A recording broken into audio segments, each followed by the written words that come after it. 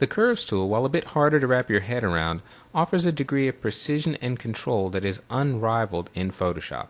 Let's start with a new image. Control-O on the PC, Command-O on the Mac to open. In our Chapter 3 folder, we are going to open the image titled Curves. Now this is going to open up by default in our standard screen view. Let's go up to the Applications bar, and we're going to select Full Screen Mode with Menu Bar. We could also use our handy shortcut F key to do this. Now we're going to go to Image, Adjustments, and Curves. And this is why we switch to screen mode. Over the image, I'm going to press the space bar to invoke the hand key. You remember that from lesson 2, right? We're going to move this over here so that we can see both the image and the curves dialog box at the same time. Now there's an option here I want you to set in Curve Display Options. I want you to click and open that up. Drag this box up to the top.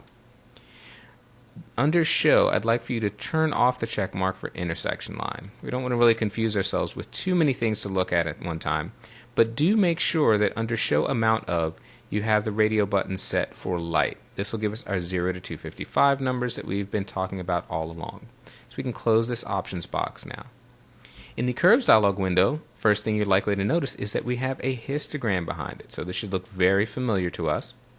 We have a triangle on the left and one on the right, again very similar to what we saw in the Levels tool. And Curves is oriented in the same way. Shadows are on the far left, highlights are on the far right. Every curve starts with a diagonal line that represents no change to the image. Now let's see how this tool works. We're going to go click on the On Image Adjustment tool. That's this finger hand icon with the up and down arrows. We're going to click on it to select it. And as I hover the mouse around the image, I'm not clicking, I'm not dragging, I'm simply hovering over the image.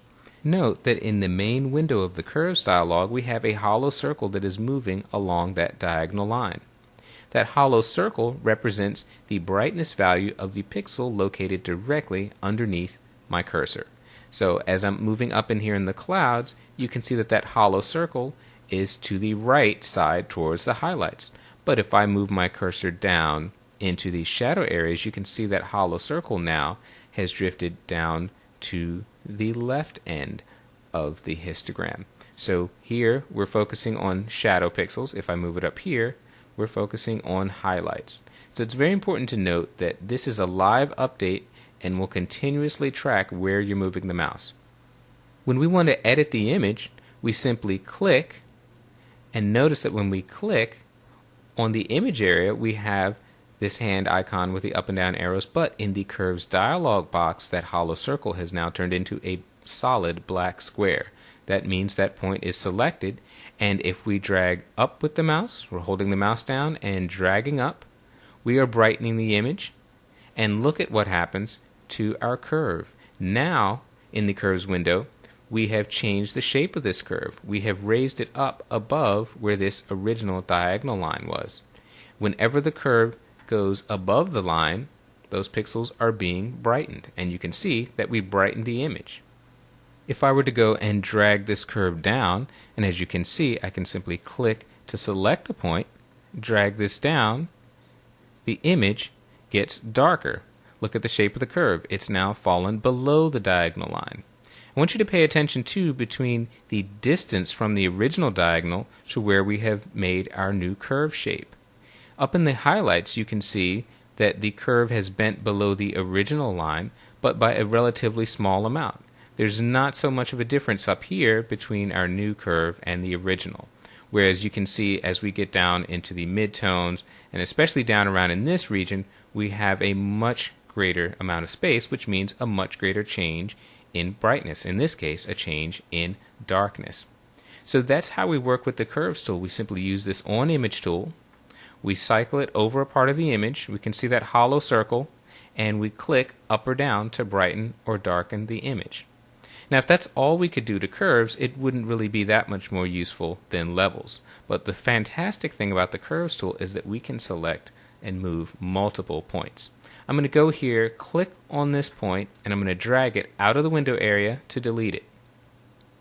With our On Image tool selected, we're going to go up in the Clouds area. And I'm going to take a cloud area here. Notice my hollow circle is over in the highlight range. I'm going to click, and drag up a little bit. That looks pretty good. Of course, the whole image is brightened now, but here's where the magic of curves comes into play. I can go down here into my shadow areas. I'm way down to the left end of the curve dialog window. I'm going to click and drag down. Down a little bit more, right about there. Now notice what has happened.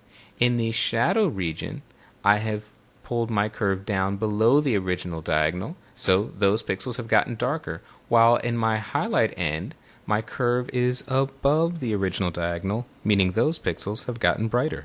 So I've done two separate things to the image. The bright pixels I've made brighter, and the dark pixels I have made darker. And notice the shape of our curve. It's fairly shallow, but it's still an S shape. I could enhance it a little bit more. I'll click here, open this up a bit, and maybe click down here and pull those shadows down a little bit so you could really see it look like an S shape. This will be a very familiar shape to you as you work with images in Photoshop, because this is the way to enhance contrast, to add contrast to an image. An S-shaped curve means that your highlights have gotten brighter and your shadows have gotten darker.